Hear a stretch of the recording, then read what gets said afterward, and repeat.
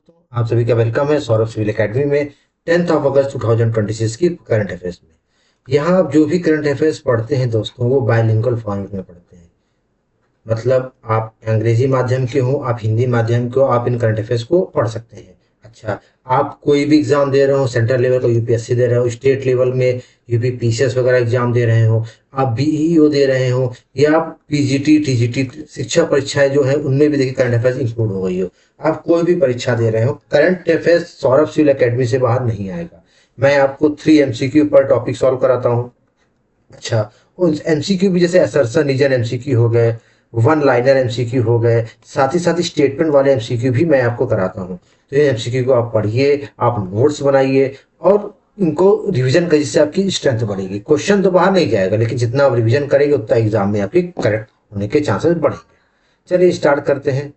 Electricity from non fossil fuel sources. देखिए अभी भी क्या है कि भारत ने जो है एक टारगेट अचीव किया है। कौन सा टारगेट अचीव किया है कि 300 गीगावाट का non fossils install capacity. Non fossil मतलब solar energy, biogas, wind energy, इनसे मतलब जो ऊर्जा प्राप्ति होती है, भारत ने कितनी कर ली है? 300 गीगावाट पार कर ली है। अच्छा, उसके बाद क्या है कि जो गीगावाट पार की है भारत ने, कब की है? 31 जुलाई 2026 तक। मतलब अभी जो डेटा है 31 जुलाई 2026 तब तक का डेटा है। अगर ये क्या कहते हैं अलग अलग बात करें तो सोलर कैपेसिटी 165 गीगावाट है, विंड एनर्जी 58 गीगावाट है। अच्छा, अगर लेकिन हमारा जो टारगेट है ये कितना है? 500 गीगावाट जो है 2030 तक। 2030 तक हमें कितना टारगेट अचीव करना है? 500 गीगावाट का। और देखिए 2026 चल रहा है, 2026 तक सोचिए हमने लगभग 300 गीगावाट कंप्लीट कर लिया है ना। तो लगभग ये भी आराम से हम टारगेट बिफोर, मतलब अपने बिफोर टारगेट हम कंप्लीट कर लेंगे इसको। चलिए question, what is the non fossil fuel energy target to be achieve by year 2030? कितना है? 500 gigawatt. Statement question, consider flowing statement regarding India non fossil fuel capacity 31 July 2026 तक। Solar energy accounts for 165 gigawatt. बिल्कुल सही बात है। Solar energy कितना? 165 gigawatt है। बिल्कुल सही बात है। Total non fossil installed capacity of 300 gigawatt, ये भी बिल्कुल सही है। कितना है? 300 गीगावाट है। लेकिन विंड एनर्जी 100 गीगावाट नहीं है, ये गलत है। देखिए ये देखिए 100%। देखिए ऊपर मैंने आपको लिखा है ना कितने गीगावाट है, विंड का 58 गीगावाट है। तो ये आपका गलत हो गया। तो आपका क्या है? पहला दूसरा सही, तो केवल आपकी ऑप्शन सही हो गया। अच्छा sir, India has set an ambitious target of reaching 500 gigawatt non fossil fuel capacity by 2030। सही बात है, इंडिया ने टारगेट सेट किया है कि 500 गीगावाट नॉन फॉसिल कैपेसिटी 2030 तक अचीव कर लेगा।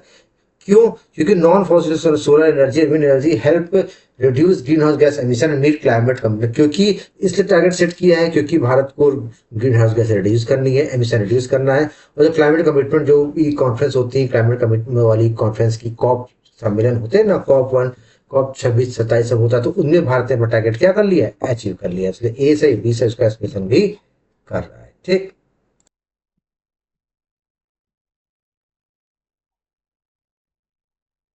चलिए स्कीम लॉन्च में असम गवर्नमेंट, देखिए असम सरकार ने अभी योजनाएं शुरू की हैं।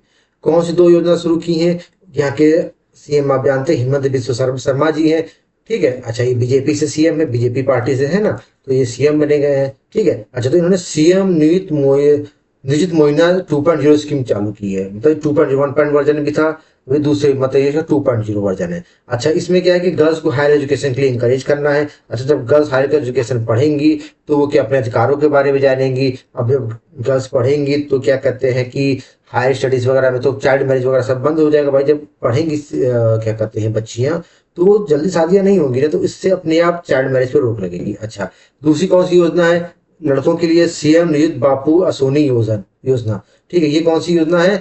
मतलब सीएम नियुक्त बापू असोनी। इसमें क्या है कि लड़कों के लिए स्पेशली लॉन्च किया गया, उनकी पढ़ाई लिखाई के लिए इसको भी क्या किया? लॉन्च किया गया। चलिए, which state government launch CM Nijut Moina 2.0 scheme to prevent child marriage and promote higher education for girls? किसने लॉन्च किया है गर्ल्स के लिए एजुकेशन नियोजित मोइना में? असम सरकार ने। Consider the following statement regarding this social scheme in Assam. CM Nijut Moina 2.0 target है higher education for girls and child marriage prevention. बिल्कुल सही बात है। क्यों टारगेट किया है CM Nijut Moina 2.0? Higher education girls और चाइल्ड के मैरिज प्रिवेंशन। बिल्कुल सही बात है। सीएम नियोजित बापू आसन योजना 2026 लॉन्च फॉर बॉयज। बिल्कुल सही बात है। जो असोनी योजना है बापू वाली, ये किसके लिए? लड़कों के लिए। भी सही है। ए सही, बी सही, दोनों सही हो गया आपका। Assam CM launch CM Nijut Moina 2.0 to incentivize the girls student pursue high education. बिल्कुल सही बात है।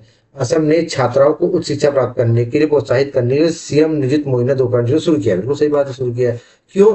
Financial support to female delay the marriage and the educate child. बिल्कुल सही बात है, क्योंकि जब इन पे हायर एजुकेशन बच्चियां पढ़ेंगी, हायर एजुकेशन पढ़ेंगे, चाइल्ड मैरिज अपने आप डिले होगा, फाइनेंशियल सपोर्ट अपने आप मिलेगा। तो ए से बी से इसका ऑपरेशन भी कर रहा है।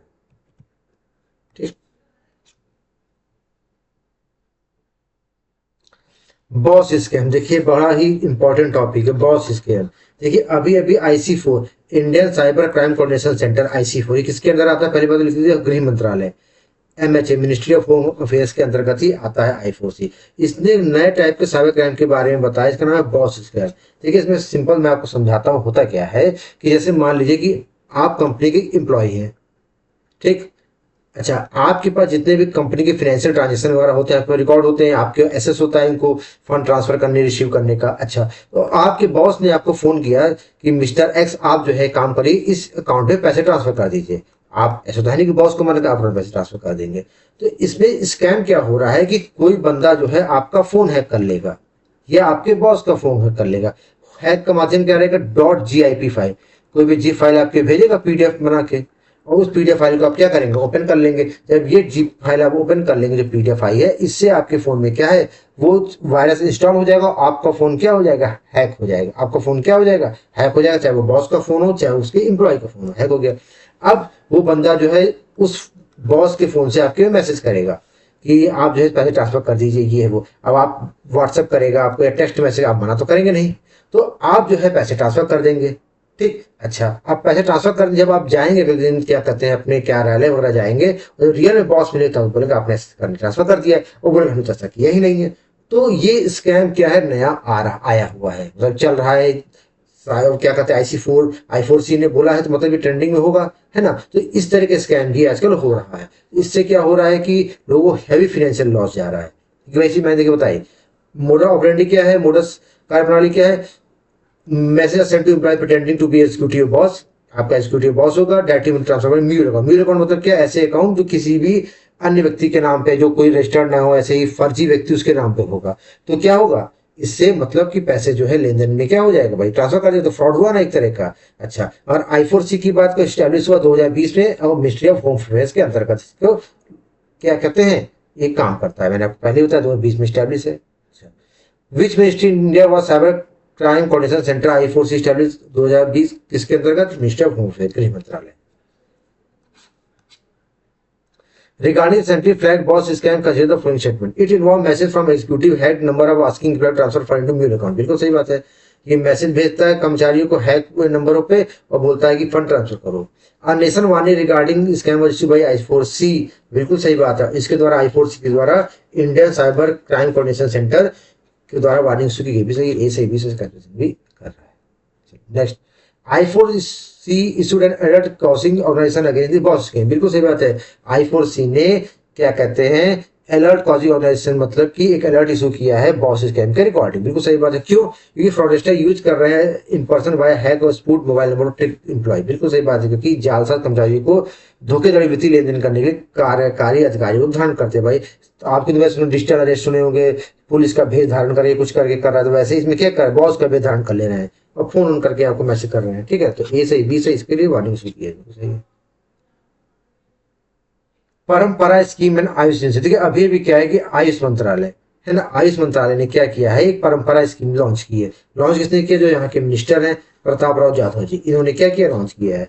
अच्छा, इसका मतलब क्यों लॉन्च किया है? तो वैलिडेट प्रमोट आयुर्वेद। देखिए आप देखते होंगे कि आयुर्वेद में कोई चीज सर्च करें तो बीमारी के 10 इलाज आपको क्या कहते हैं सोशल मीडिया पे मिल जाएंगे। अब वो चीज सही है कि नहीं सही है, तो इसके लिए क्या है कि परंपरा स्कीम लॉन्च की गई है। तो इसके वैलिडेशन के लिए, किसके वैलिडेशन के लिए? इसके वैलिडेशन के लिए क्या की गई है, लॉन्च की गई है। तो किसकी वैलिडेशन की, जो भी चीजें हैं सही है नहीं है, कुछ इनोवेशन होगा, उसके लिए भी लॉन्च की किसने? परंपरा स्कीम, आयुष मंत्रालय ने। अच्छा, इसमें आयुर्वेद डिक्शनरी भी लॉन्च की गई है। ठीक है। अच्छा, और कुछ पोर्टल कौन कौन से? प्रक्षा, नवमेश और प्रबोध पोर्टल लॉन्च किए गए हैं। तो रिसर्च करने के लिए, नॉलेज डिसिमिलेशन के लिए, मतलब कुछ नॉलेज वगैरह लोगों को चाहिए, इसके लिए क्या कहते हैं, अनुसंधान संबंधी ज्ञान प्रसार के लिए प्रेक्षा, नवोन्मेष और प्रबोध पोर्टल लॉन्च किए गए। विच मिनिस्ट्री लॉन्च परंपरा स्कीम टू वैलिडेट आयुर्वेद? कौन सी? Ministry of Ayush. ये ध्यान रखिएगा, आयुष मंत्रालय में नरेंद्र मोदी गवर्नमेंट ने नया मंत्रालय बना था। Consider following portal launch under the Ayush research institute. कौन सा पोर्टल लॉन्च किया है आप बताइए? रक्षा, नवोमेश और प्रबोध, तीनों याद लॉन्च किया है कि सही हो गया आपका। तब ministry of AYUSH launch the Parampara scheme along with special research portal, बिल्कुल सही बात है। आयुष मंत्रालय ने विशेष अनुसंधान पोर्टल परंपरा योजना शुरू की, बिल्कुल सही की। क्यों? इसलिए चालू की standardize the research and medicine Ayurveda research for making globally recognized evidence based, सही बात है। एविडेंस बेस्ड हो सके, है ना, कि कोई चीज है प्रूफ हो पक्का, इसलिए किया है ऐसा। तो इसका ए सही, बी सच भी कर रहा है। ठीक, चलिए अब हम पढ़ने जा रहे हैं नेक्स्ट, ई समुद्र initiative and E Navik portal. देखिए अभी अभी क्या है कि मुंबई में क्या लॉन्च किया गया? ई समुद्र इनिशिएटिव लॉन्च किया गया।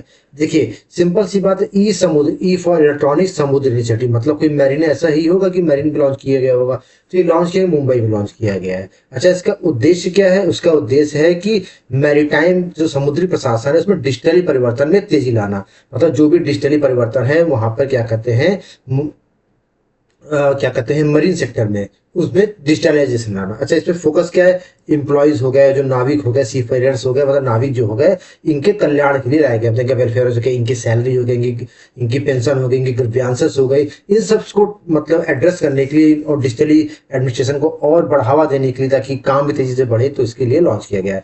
ई नाविक पोर्टल किसे 24/7 ग्रीवियंस रिड्रेसल पोर्टल है। ठीक है, मतलब कि जो भी शिकायत वगैरह सब निवारण पोर्टल लॉन्च किया गया है, ई नाविक पोर्टल। ठीक है, चलिए where was the east Samudra initiative launch to accelerate digital transformation maritime administration, कहां लॉन्च किया गया? Mumbai, Maharashtra capital Mumbai. Consider French statement regarding east Samudra initiative, it's aim at the digital transformation of India's maritime administration, बिल्कुल सही बात है कि इस देश भारत में समुद्री प्रशासन को डिजिटल रूपांतरण करना है, बात बिल्कुल सही है। अच्छा, the e Navik portal has introduced 24/7 grievances, बिल्कुल सही बात है। ये 24/7 जो है ग्रीवियंसेस पोर्टल है, ये भी बात सही है। The e Navik portal provide 24/7 facility for seafarer, बिल्कुल सही बात है कि ई नाविक पोर्टल है 24/7 क्या प्रोवाइड करेगा? फैसिलिटी प्रोवाइड करेगा। क्यों? क्योंकि सी फेयर जो है वो समुद्र में रहने वाले लोग अक्सर पहचान संबंधी समस्याओं का सामना करना करते हैं, तो उन्हें तत्काल सहायता की आवश्यकता होती है, इसीलिए 24/7 करेगा। ये भी दोनों सही होगा, एस्टिमेशन भी कर रहा है। विश्व आदिवासी दिवस, वर्ल्ड ट्राइबल डे मनाया गया, बहुत बहुत बहुत महत्वपूर्ण है, ये याद रखिएगा। ये कब मनाया जाता है? 9 अगस्त को मनाया जाता है। कब मनाया जाता है? 9 अगस्त को हर साल मनाया जाता है। और पहली बार कब मनाया गया? 1994 में यूनाइटेड नेशन द्वारा पहली बार मनाया गया। पहली बार कब मनाया गया? यूनाइटेड नेशन द्वारा 1994 को पहले मनाया गया था। अच्छा, इसका क्या इस पर वो है, क्या कहते हैं, थीम क्या है? Honouring indigenous midwife safeguarding life and wellbeing, मतलब जो स्वदेशी दाइया इनका सम्मान करना चाहिए, जीवन कल्याण की सुरक्षा, ये इसका क्या है? थीम है। 2026 का ये थीम है। थीम बिल्कुल नहीं भूलिएगा, बहुत इंपॉर्टेंट है। ठीक, चलिए on which date is the world tribal day international of the world indigenous people observe every, कब किया जाता है? 9 अगस्त, विश्व आदिवासी दिवस 9 अगस्त। Consider following statement regarding world tribal day, it has been observed since 1994 से मनाया जा रहा है, बात बिल्कुल सही है। 2026 की थीम क्या है? ऑनरिंग मिडवाइफ इंडिजिनियस, ये भी बात सही है कि जो क्या स्वदेशी दाइयों का सम्मान पर केंद्रित है, ये सही, भी सही, दोनों सही हो गया। World tribal day highlight the rights and cultural heritage of indigenous community world wide, विश्व आदिवासी दिवस दुनिया भर में स्वदेशी समुदायों को अधिकारों और सांस्कृतिक उजागर करता है, बिल्कुल सही बात है, दोनों चीज सही कह रहा है। क्यों? क्योंकि indigenous midwife plays critical on preserving traditional heritage, health care knowledge and safeguarding metal, बिल्कुल सही बात है। ये आज भी हम लोग के घरों में देखिए, जो माँ लोग हैं वो कुछ नुस्खे बताती है, जो नुस्खे बड़े मतलब कारगर होते हैं। तो उसी तरह कह रहा है कि जो पारंपरिक स्वास्थ्य ज्ञान है, इसको संरक्षित करने के लिए मात्र स्वास्थ्य की सुरक्षा और स्वच्छता की बहुत महत्वपूर्ण भूमिका रही, इसलिए ऐसा करते हैं। ये सही, भी सही और एक्सप्लेनेशन भी कर रहा है। एवरेस्ट प्राइवेट रॉकेट, देखिए ये जितना आपको मैंने पढ़ाया था मिशन आगमन, कुछ दिन पहले आपको मैंने मिशन आगमन पढ़ाया था, किसका? स्काईरूट स्पेस का, मैंने बताया था आपको, है ना। मिशन आगमन था जहां पे पहला जो है प्राइवेट रॉकेट जो है विक्रम 1 भेजा गया था, है ना। ये बात ध्यान रखिएगा, भूलने वाली बात ही नहीं है, इसलिए बिल्कुल याद रखिएगा। तो इस अब क्या है कि एवरेस्ट नाम का एक प्राइवेट रॉकेट बनाया गया, रॉकेट इंजन बनाया गया है। ठीक है, अच्छा किसने बनाया है? ये बनाया है बेंगलुरु का एक स्टार्टअप है, जिसका नाम है एरोबेस स्पेस टेक्नोलॉजी। एरोबेस स्पेस टेक्नोलॉजी की स्टार्टअप है, इसके द्वारा ये बनाया गया है। कब इसने लॉन्च किया? 7 अगस्त को। अच्छा, अब ग्लोबली बात करें तो भारत चौथा देश है जिसके पास मतलब प्राइवेट सेक्टर की कंपनियां जो है इंजन रॉकेट बना रही है। तो पहले आपका संयुक्त राष्ट्र अमेरिका, यूएसए, चीन और रशिया भी है। अच्छा, ये इंजन का कैसी खासियत है? ये इंजन जो है मतलब 800 किलोमीटर का थ्रस्ट प्रोड्यूस करेगा, और जो full stage combustion cycle operator liquid होते हैं मिथेन फ्यूल, मतलब आप ये मान चलिए कि full flow stage combustion cycle, मतलब जितना भी फ्यूल है फुल कंबशन होगा, पहली बात। और ये आधारित किस पे, लिक्विड ऑक्सीजन मिक्सचर के फ्यूल पे क्या है आधारित, ये भी ध्यान रखिएगा। Which state develop the Indian first private sector rocket name Everest किसने किया, एरोस्पेस करके। स्काई एरोस्पेस का नाम याद रखिएगा, अग्निकुल है, पिक्सल, ये सारी चीजें बिल्कुल मतलब याद रखिएगा, मतलब आने वाले समय में बढ़िया क्वेश्चन बनेंगे दोस्तों। Consider function regarding Everest rocket engine, it uses liquid oxygen and methane and propellant, बिल्कुल सही बात है कि ये लिक्विड ऑक्सीजन मिथेन को प्रोपेलेंट में यूज कर रहा है। भारत चौथा देश है जहां पे प्राइवेट इंजन डेवलप किया, यूएसए चाइना और रशिया की बात नहीं भी सही है। ये 8 किलोमीटर तक प्रोड्यूस करेगा फुल स्टेज कंबशन, भी बात सही, तो आपका सरकारी ऑप्शन 1 2 3 सही। Methane based rocket is consider the future of sustainable space exploration, बिल्कुल सही बात है। जो मीथेन आधारित रॉकेट है टिकाऊ अन्वेषण के भविष्य माना जाता है, बिल्कुल सही बात है, ये बात बिल्कुल सही है। क्यों, क्योंकि liquid oxygen and methane minimum suit ratio can be manufacture from extra terrestrial resources. देखिए क्या है कि ये जो लिक्विड ऑक्सीजन मीथेन इंजन के क्या कहते हैं कि वो फ्यूल होते हैं, ये कंप्लीटली बर्न हो जाते हैं, रेसिडुअल वगैरह नहीं बचता, तो इसलिए आने वाले समय में जो हमारे स्पेस में डर्बिस बहुत इकट्ठा हो रहा है उसको कम करने में भी कारगर होगा, इसलिए सही भी से भी कर रहा है। ठीक, चलिए नेक्स्ट। नेक्स्ट और इम्पोर्टेंट क्वेश्चन, इस्लामिक नाटो। देखिए आप नाटो जानते हैं, नॉर्थ अटलांटिक ट्रीटी ऑर्गेनाइजेशन, जिसमें आपके यूरोप वगैरह मैक्सिमम कंट्रीज है ना उधर के, ठीक है, क्या कहते हैं यूरोप साइड के, तो वैसे ही क्या है कि इस्लामिक नाटो हुआ है। ये क्या है, मक्का ज्वाइंट डिफेंस एग्रीमेंट होता है, मक्का ज्वाइंट डिफेंस एग्रीमेंट हुआ है, इसके तहत इस्लामिक नाटो नाम दिया गया है इसको, ठीक है। फॉर्म कब हुआ है, मक्का ज्वाइंट एग्रीमेंट साइन इन मक्का में हुआ है, तभी इसको मक्का ज्वाइंट डिफेंस एग्रीमेंट कहा जा रहा है। इसमें कौन कौन है, पाकिस्तान है, सऊदी अरब है, तुर्की है। टर्की नाम था, उसका नाम तुर्की होगा, नाम याद रखिएगा, ठीक है। ये कंट्रीज है। कोर प्रिंसिपल क्या है, joint security principle where an attack on country consider attack on, देखिए मैं बता रहा हूँ, जैसे नाटो मानता है ना कि अगर एक देश पे हमला सभी पे हमला माना जाएगा, वैसे इनका भी सेम सिक्योरिटी प्रिंसिपल है कि एक पे हमला सभी पे हमला, तो इस सिद्धांत पे काम करेगा। With 3 countries form the mutual security block commonly referred Islamic NATO, कौन है, पाकिस्तान, सऊदी, टर्की, ठीक। चलिए, consider following statement regarding Islamic NATO agreement, it operate under the Mecca joint defence agreement, बिल्कुल सही बात है, मक्का डिफेंस ज्वाइंट एग्रीमेंट के अंतर्गत काम करेगा। It follow the collective security principle where attack on one member treated attack on all, सही बात है, एक पे अटैक सब पे attack. Multilateral defence alliance work on the principle of collective self defence, बिल्कुल सही, बहुरक्षी रक्षा गठन सामूहिक आत्मरक्षा के सिद्धांत पर काम करते हैं, बात बिल्कुल सही है। अच्छा क्यों, क्योंकि आर्टिकल 5 और traditional NATO involve the principle of attack against one ally is considered attack on all, सही बात है। देखिए आर्टिकल 9 याद रखिएगा, जो नाटो का आर्टिकल 9 यही कहता है कि एक पे हमला सभी पे होगा, ए सही, बी से इसका स्पेशल भी कर रहा है। 10th Asian aerobic gymnastic championship, देखिए बहुत महत्वपूर्ण, अभी अभी क्या है 10वीं एशियाई एरोबिक जिम्नास्टिक चैंपियनशिप हुई है, कहां पर हुई, ये हुई तगाय तगाय तगाय तगाय ताय तगाय ताय में हुई है, कहां पर, फिलीपींस, फिलीपींस की कैपिटल मनीला है, ये भी ध्यान रखिएगा। इस पर गोल्ड मेडल किसको मिला, अरिहा अरिहा पंगम बाम अरिहा पंगम बाम जी है, इनको मिला, ये कहां से, मणिपुर की हैं, और ये भारत की पहली हैं जो जीती है women aerobic senior women aerobic gymnastic Asian title जीतने वाली पहली महिला है, और यह पंगमबाम इनका नाम है, कहां से, मणिपुर में। देखिए इतनी कठिनाई मणिपुर में कितने सारे देखिए दंगे वगैरह चले थे, फिर भी सोचिए इतनी कठिन परिस्थितियों में इन्होंने अपने आप को आगे बढ़ाया, ये सोचने वाली बात है। Who become the first Indian to win senior women Asian title at the 10th Asian aerobic gymnast, किसी ने, Ariha Pangambam. Consider following statement regarding 10th Asian Aerobic Gymnastics Championship. It was hosted by Tagaytay Philippines में की गई थी, बिल्कुल सही बात है, फिलीपीन तगातकाय में है। Gold medal Ariha Pangambam hails from Manipur, ये भी सही है कि अरिहा पंगमबाम है कहां से, मणिपुर से है, बिल्कुल सही है। चलिए, Ariha Pangambam created history in Asia gymnastic for India 2026, Ariha Pangambam ने इतिहास रचा है एशियन जिम्नास्टिक्स में भारत के लिए 2026, क्यों, क्योंकि ये जो है one similar women aerobic gymnast gold medal Tagaytay Philippines, क्योंकि वहां पे गोल्ड जीत ली और ये पहली भारतीय है जिन्होंने क्या है, जीता है, तो इसलिए ए सही, बी से इसका क्वेश्चन भी कर रहे हैं। अस्मिता चलिया बैडमिंटन चहलिया बैडमिंटन से अच्छी, देखिए अभी भी क्या है, खिलाड़ी है हमारे देश की महान खिलाड़ी जिनका नाम है अस्मिता चालिया। अस्मिता चालिया ने क्या जीत लिया, कोरिया मास्टर 2026 को जीत लिया है, क्या जीत लिया है, अस्मिता चालिया जी ने क्या जीत लिया है, कोरिया मास्टर 2026 जीत लिया है, क्यों, और इन्होंने अपना पहला बैडमिंटन वर्ल्ड फेडरेशन टाइटल था, ये इंपॉर्टेंट बात है, और इन्हें हराया किसको, चाइना को, मतलब इन्होंने हराया किसने है, चाइना को हराया है, और कोरिया मास्टर 2026 जीत लिया है। पहला इनका BW है, बैडमिंटन वर्ल्ड फेडरेशन है, और ये रहने वाली कहाँ की है, ये महान खिलाड़ी, ये महान खिलाड़ी असम राज्य की रहने वाली है। अस्मिता चालिया चालिया who recently won the her first BW title at Courier Master 2026 belong to which state? Assam. कहाँ से? Assam. Consider following statement. Asmita Chaliha won the Korea master 2026 badminton title. Asmita Chaliha ने कोरियर मास्टर 2026 का खिताब जीता, बिल्कुल सही बात है। She defeated Chinese player in the final to claim first BW title, बिल्कुल सही बात है। पहला बीडब्ल्यू खिताब जीतने के लिए फाइनल में चीनी खिलाड़ी को हराया, बिल्कुल सही, दोनों सही होगा आपका।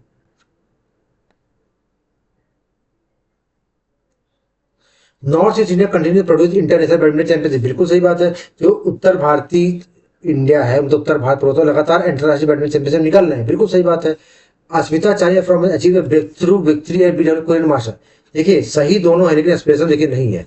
अस्मिता चालिया इसी वजह से निकली, ये सही नहीं है ना, वहां से निकलना है, बात सही है। अस्मिता चालिया ने जीती विक्ट्री बीडब्ल्यू कोरियन मास्टर, ये भी सही है, वहीं सही थे, लेकिन इसीलिए अस्मिता चालिया ये नहीं सही, तो बी ऑप्शन सही होगा, यहाँ का ए नहीं। आशीष यादव जी, देखिए अभी अभी आशीष यादव जी ने अंडर 20 में विश्व एथलेटिक्स में अंडर 20 में क्या जीत लिया? सिल्वर मेडल जीता। क्या जीत लिया? रजत पदक जीता है। अच्छा, ये कहाँ पे हो रही थी?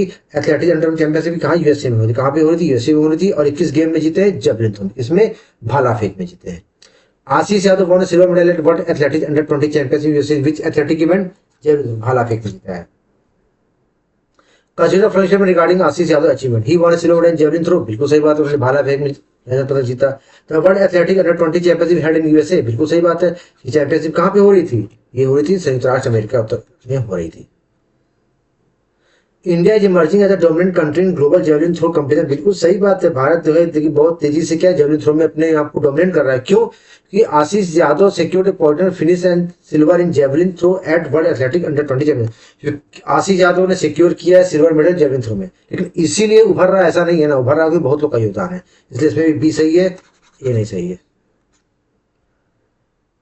Development myoglobin plant based meat protein, अभी भी क्या है? मायोग्लोबिन का विकास। मायोग्लोबिन क्या है? मायोग्लोबिन एक मतलब क्या, हड्डियों में पाए जाने वाला एक क्या है? प्रोटीन है। अगर इसको क्या है कि वैज्ञानिकों ने इसको पौधों से डेवलप किया है, मायोग्लोबिन नाम के प्रोटीन को वैज्ञानिकों ने पौधों से भी डेवलप किया है। ये प्रॉब्लम आती थी कि जो लोग को प्रोटीन अधिकता चाहता था उनको मीट मांस खाना पड़ता था, तभी उनके शरीर में प्रोटीन बनता था। तो इससे समस्या आती, कुछ लोग नॉन वेजिटेरियन नहीं होते थे, खा नहीं पाते थे, लेकिन अब वैज्ञानिकों ने क्या किया है कि मायोग्लोबिन प्रोटीन को पौधों से भी एक्सट्रैक्ट करके बना लिया है। अच्छा ठीक है भाई, बता प्रोटीन इक्विवेलेंट एनिमल प्रोटीन के इक्विवेलेंट जो है बना लिया है। अच्छा, मायोग्लोबिन प्रोटीन क्या होता है? मसल्स स्ट्रक्चर के लिए रिस्पॉन्सिबल होता है, टेक्सचर के लिए, ठीक है, मांसपेशी में संरचना बनावट के लिए उत्तरदायी होता है। अच्छा, इसके रिसर्चर कहाँ है? कि इंपीरियल कॉलेज लंदन के। कहाँ के हैं? इंपीरियल कॉलेज लंदन के। क्या शोध करता है? सिंथेसाइज किसे किया है? टोबैको लेट्यूस प्लांट, लेट्यूस और तंबाकू के पौधे से इसको क्या किया? सिंथेसाइज होता है, एक्सट्रैक्ट किया है। Researchers from which unit developed plants with myoglobin protein from tobacco lettuce, Imperial College of London. Consider following statement regarding the new plant-based meat protein research. It produces myoglobin protein equivalent to animal muscle protein. बिल्कुल सही बात है। myoglobin protein produce करता है animal muscle protein की equivalent, बिल्कुल सही बात है। Tobacco were develop using tobacco lettuce plant, बिल्कुल सही बात है। टोबैको लेट्यूस प्लांट से बनाए गए, ये भी सही बात है। Plant based myoglobin derived from lettuce and tobacco can revolutionize the sustainable production, food production, बिल्कुल सही बात है। टोबैको से जो मायोग्लोबिन निकला गया है लेट्यूस से, ये रिवोल्यूशनाइज कर देगा, क्योंकि देखिए अब जो है मीट मांस की खपत थोड़ी तो कम हो ही जाएगी ना, ठीक। क्यों? क्योंकि offer such nutrition equivalent to animal muscle protein, क्योंकि ये एनिमल मसल प्रोटीन के इक्विवेलेंट कर रहा है। ये सही है, ए सही है, बी से इसका एक्सप्लेनेशन भी कर रहा है। इस तरह से हमने देखिए 10 अगस्त के करंट अफेयर्स कंप्लीट किए। पर डे करंट अफेयर्स हमारे चैनल पे मिलते रहेंगे, आप इसको करंट पढ़िए, इसके नोट्स बनाइए, इससे बाहर नहीं आएगा, पर आपको मेहनत करनी है, इनको प्रॉपर रिवाइज करना है। बस मिलते हैं नेक्स्ट लेक्चर, तब तक के लिए जय हिंद, जय भारत।